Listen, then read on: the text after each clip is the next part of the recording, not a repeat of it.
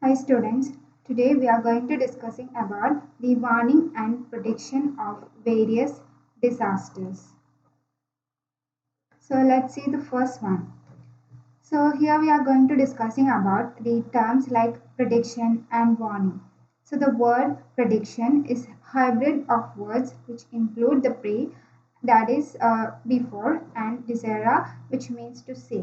So the prediction is literally means saying something for beforehand, and the term forecast is also made of certain hybrid word like for means friend and cast means to throw. So the term forecast therefore means to throw something upfront. And once the forecast is available regarding an anticipated disaster event, it has to be converted quickly into an area specific, time specific warning.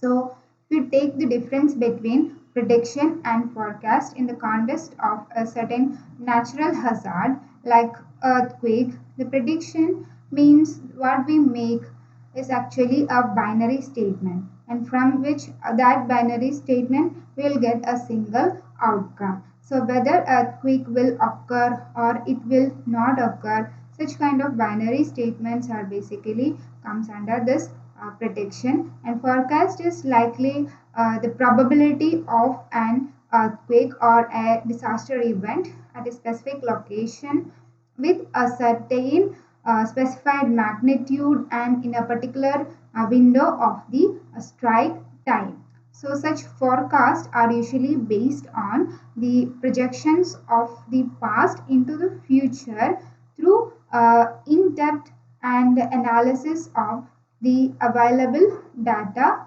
about those disasters in the past.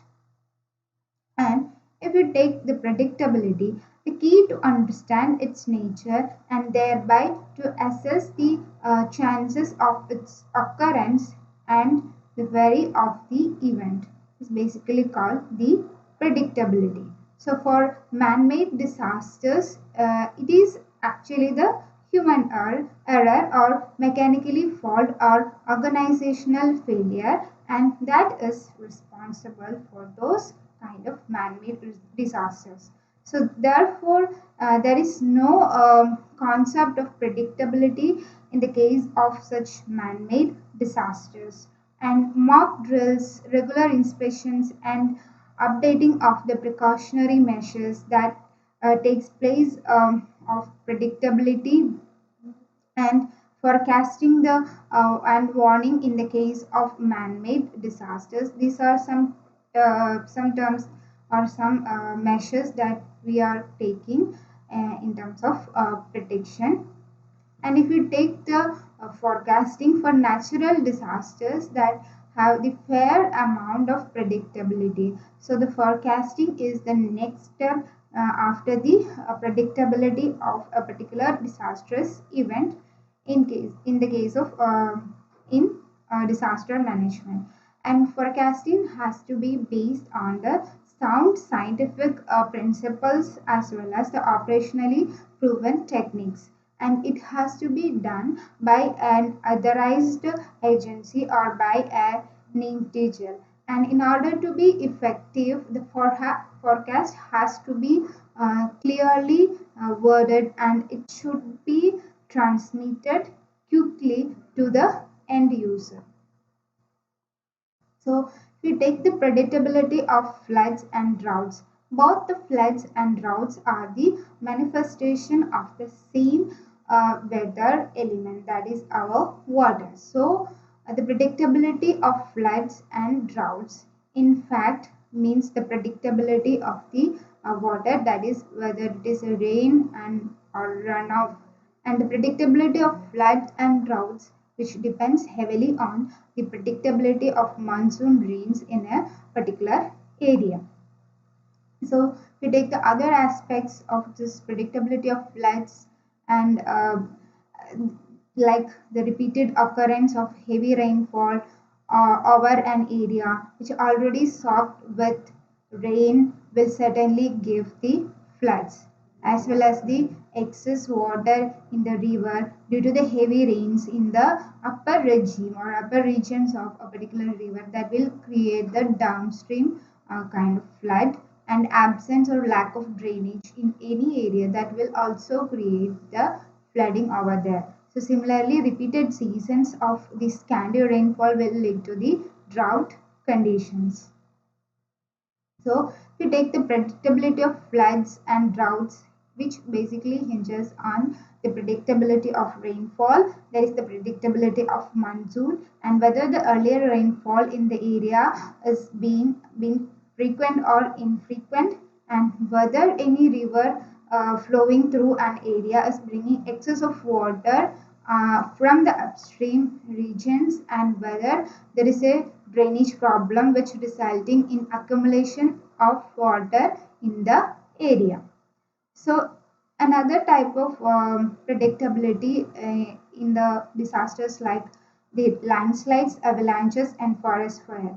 So all these three phenomena are the hazards of the mountainous region. These kind of hazards are common in the mountainous region, and the rainfall and the or snowfall as well as the man-made causes which increases these hazards to a very large extent, and erosion due to the rainfall, and floods or excess loading due to the heavy snowfall or weakening of ground due to the stream erosion, as well as mining, quarrying, and or earthquake tremors. All this will create the landslides, and snow loading and strong winds are the basic causes of the avalanches. And the lack of rainfall and the resulting dryness over a large forest area which sustain forest fires, which are triggered by the natural causes such as the lightning strike of friction, or by the man-made causes such as the burning matchsticks or cigarettes, and strong winds that will fan the forest fire and spread it.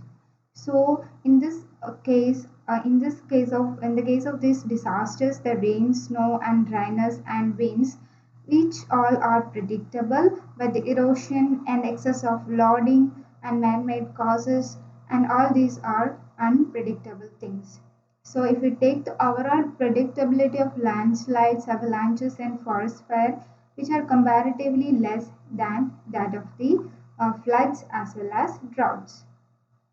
So the next is the predictability of earthquake. So the earthquakes are caused by the volcanic activity or by means of any geological activity within the interior of the earth, and these changes takes place inside the earth, so that the earthquake are not predictable to the extent that the place and the time of their occurrence that cannot be anticipated.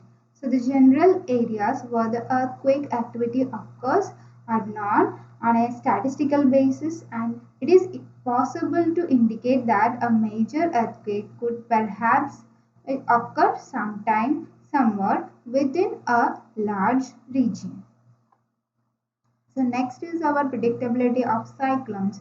Cyclones have the highest predictability among all these disasters, and as soon as formed over an ocean, cyclones that can be detected and that can be tracked continuously with the help of modern instruments such as the weather satellites and weather radars, etc. And the accompanying hazards of the storm surges is also predictable through the techniques which take into the account the parameters of the approaching cyclone, as well as the characteristic of the coast, including the coastal slope under the sea in the area where the cyclone is expected to hit in the coast. So these are some references. Thank you.